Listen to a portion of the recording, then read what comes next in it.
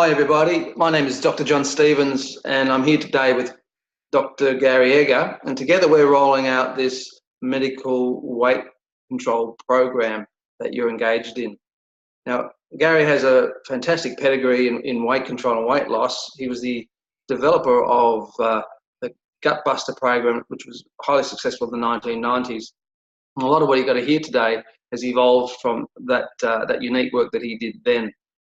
Which makes this a very robust, evidence-based and scientific program that has been proven to work again and again and again. So good on you for being here. Now, Garry is going to be talking today about session 1, and the theme of the session 1 is thinking differently. And we're going to ask Garry to sort of go through some of the information that you'll work through with your facilitator as part of this session or as part of your homework. And we'll have some discussion along the way. So over to you, Garry. Thanks, John. This theme is about thinking differently, because that's what a lot of weight loss is, to think differently about different issues. There are 3 points in this session, as there is in all of the sessions. The first one is that your health is more than your weight. The second one is to challenge vicious cycle thinking. It's not you, it's us. Everybody becomes overweight in a society such as we live in at the moment. And then the third point is to restructure diet thinking, calorie counting, and daily weighing. Then we'll finish up the session by giving you a number of things to do before you come back for the next session after that. So let's go to the first point. Your health is more than your weight. And I'd like to first of all just discuss what we're talking about when we talk about weight.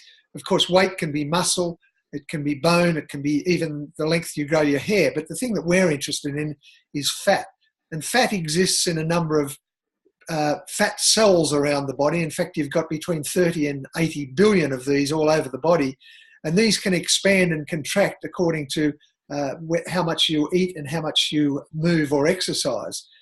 The expanded fat pool, of course, is full of lipid or fat, as shown in this little diagram here.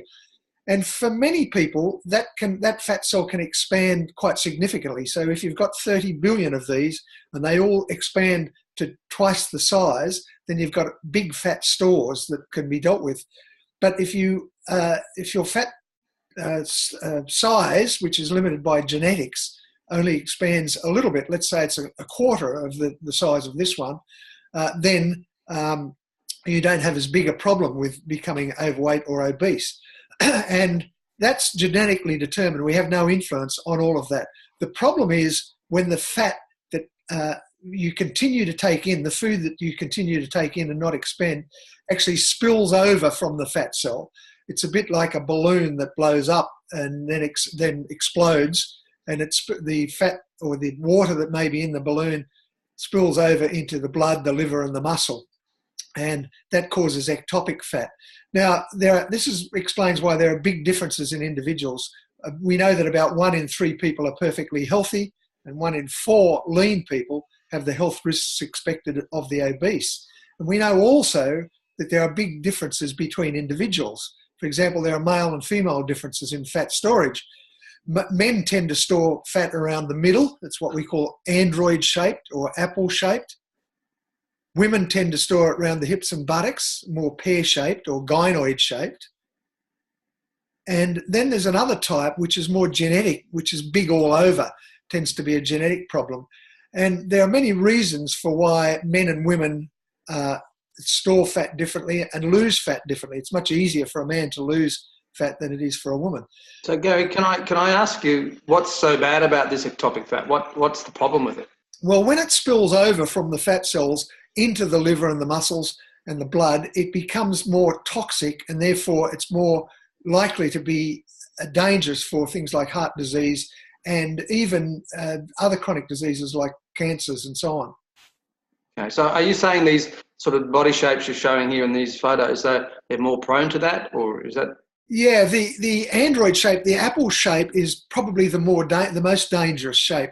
The gynoid shape, the pear shape, which is more characteristic of women, doesn't really have a health risk associated with it. It's only when women get older that they tend to put on weight more around the middle, and that becomes a little more dangerous.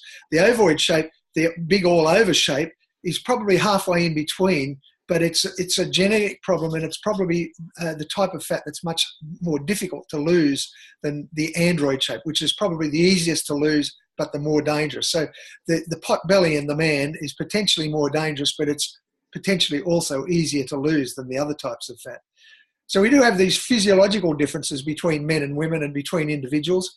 We've got sociological differences too. Women tend to have more pressure from other women and from women's magazines. And there's desired female shape that men don't seem to have. But then there's the psychological effects as well. The effects of frequent failures, for example, which happens more often with women than it does with men, who then compare themselves with others. And we've got these things called ACEs, which are adverse childhood experiences.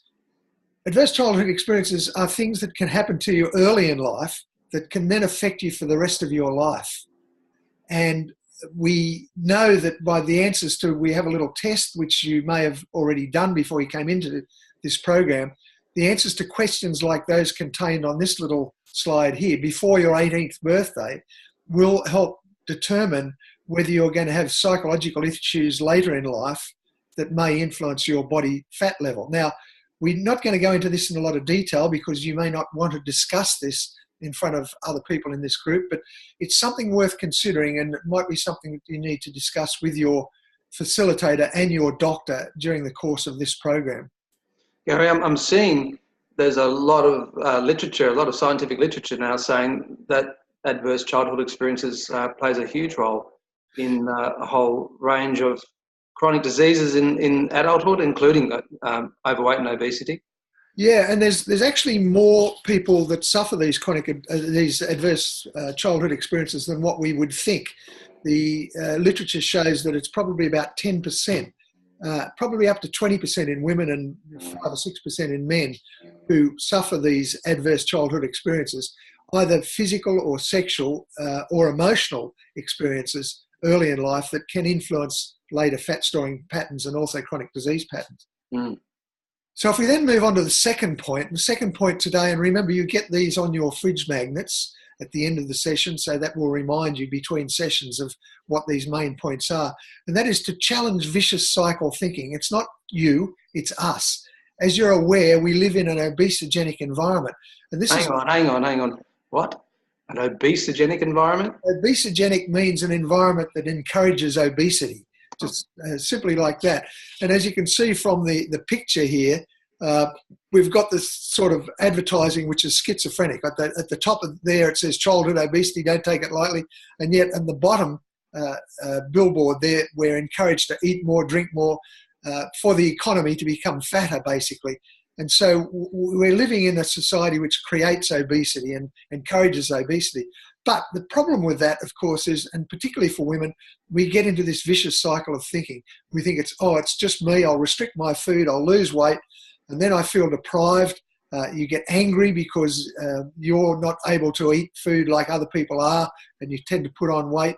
You become more all or nothing type thinking. So, okay, if I'm going to put on weight, I might as well eat and keep eating. Then you get angry, you eat for comfort, and you go around in this vicious cycle. Now, you might just take a minute to answer this question here. Does this ever apply to you? And if you're scoring more than about 4 on that point, never, often, more than never, then you might need to look to where we can break into this cycle, and your facilitator will talk to you about that. But we really do need to break into that thinking cycle if we're going to have any effect on body weight. Can I just go back to this notion of the obesogenic society? Are you saying it's not the individual's fault? It's certainly not all the individual's fault. Obviously, there are individual factors that contribute to that, and what we eat and what we drink comes down to the individual. But when we're pressured by society to do those things, we can't just blame the individual. And some of those individuals that suffer more from putting on weight more easily are those who are more likely genetically to put on the weight in this type of environment. If we go back 200 or 300 years ago, there weren't fat people in general. There was probably 1 or 2% that had this genetic problem, whereas today it's 60 to 70% of Australians are overweight or obese, and that's largely because of the society that we live in. So you can't have a population that's 60 or 70% overweight and 30 or 40% obese without it being a societal wide issue. It can't be an individual. Exactly. Yeah. Exactly. And we have to then look to society. Now, there's not things that we can do individually apart from be aware of that. But through the course of this whole program, we'll be looking back at society and what society the guilt that society needs to suffer as a result of this, rather than putting the guilt on the individual, because it's not just the individual's fault. So if I'm hearing this right, or translating this right, it's not really the individual's fault. The overweight, obesity is out of our control in some respects. Yes. In terms of it having a population level, but it's still up to the individual to lose it. That's right. And that's why the whole theme of this first session is to change our thinking about obesity and overweight, and not to feel guilty about it, because it's a bigger matter than just comes down to the individual like that. Yeah. So we move on to the third point for this session, and this is the last point, and that is to restructure your thinking around dieting, around calorie counting, and around daily weighing. Now, the old thinking about weight loss is what we call linear thinking, and that is that weight equals food or drink minus exercise. Don't forget drink. About 20% of the energy that we take in, the calories that we take in, comes from sweetened soft drinks or fruit juices. So you have to take account of drink as much as food. And exercise is not just exercise, but movement in general. That's the old thinking. You know, you change your diet and you'll lose weight and you'll keep it off. But the new thinking is much, much more complicated. That's what we call systems model thinking. And systems model thinking means that everything interacts with everything else. If you go on a diet, you reduce your food intake, that reduces your ability to exercise, it changes your ability to sleep, it changes your mood, and all of these things interact with everything else. That little diagram we've got there is one produced by people working in the obesity or weight control area that shows just how difficult this whole area is to work in, because everything interacts with everything else, but it has to be taken account of. And in fact, sorry, but we're not going to have to learn that diagram, right? No, but you might get quizzed on it before you leave at the end of the session. Very good. So we will go into aspects of it, though. Of course, dieting and food intake is most important, but we know that a diet as such, that is reducing the amount of food that you take in based on the calories, doesn't work.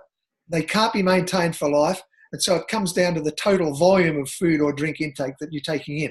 If we can reduce that volume, and we'll do that in session 2, we'll look at how we reduce that volume, then you're having a big impact on the food side of it.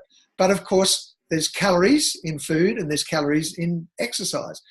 Calories only vaguely matter, and counting calories is really out for this type of program, because we know that counting calories doesn't work for a lot of reasons that will be discussed over the course of the program.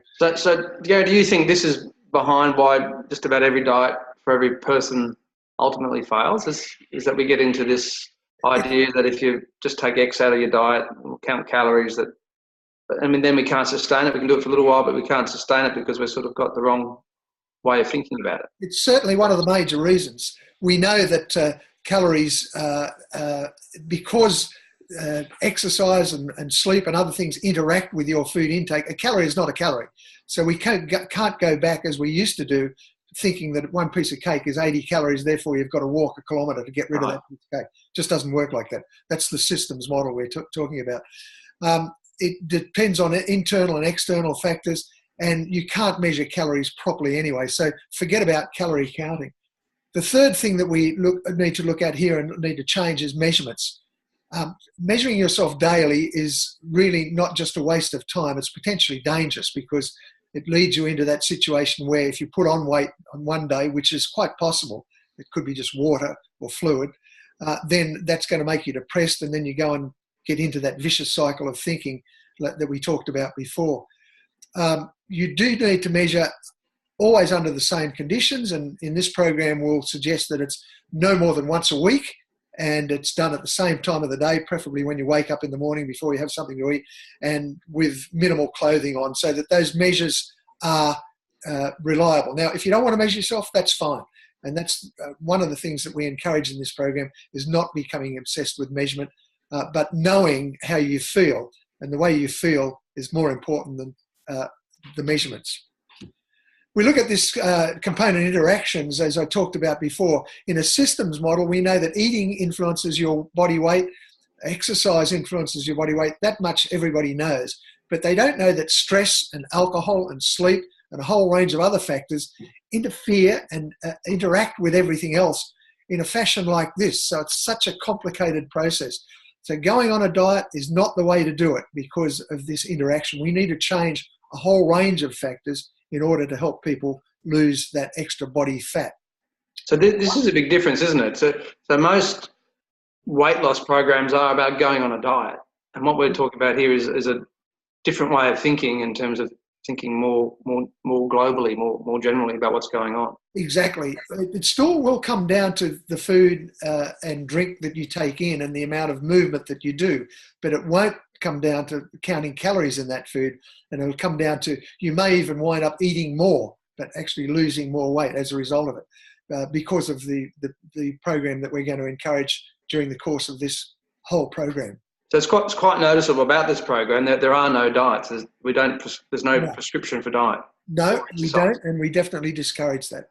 We do encourage some draft lifestyle habits, and I've called them draft because in this first session here, we're only just starting out and we're just thinking about the sorts of things that you can do. So we would like you to think about 3 possible lifestyle habits that you might be able to change. Just test them out over the next 2 weeks before the next session and over the course of this program, and we'll see how they work, but then hopefully build them into your lifestyle pattern, your total lifestyle pattern.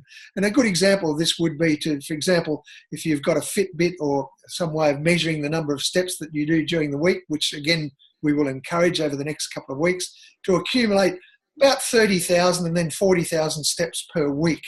We measure steps per week rather than steps per day because you might have a bad day or a bad 2 days even, but you can make up for it on the weekend if that's the case. You might decide to try not to miss 2 days in a row of being active, because if you do miss 2 days in a row, you get out of the habit of doing it. So that's a good habit to get into. You might want to decide to eat 3 fruits and 4 vegetables every day. Not only do we know that that's healthy, but it means that you cut back on the fatty foods that are going to help or prevent you from losing that extra weight. So think about these draft lifestyle habits, what you can do for this session, test them out during the break before the next session and see how we go. And let's change them then if it doesn't work, if they don't work. So some things to do after this session, just summing up, and this is what we'll do after each session. The first thing is you have off the website the Lifestyle Medicine Society eating plan for people on the planet. So this is not only good for you, but good for the environment. And we would like you to download and read that. It's quite simple reading. It also has some foods and some eating plans in it that you can use and that will help you in your process for trying to lose and keep that weight off. The second point is to complete this questionnaire, which you'll also find on the website, at this website here, and your facilitator will hand this out to you at the end of this session here.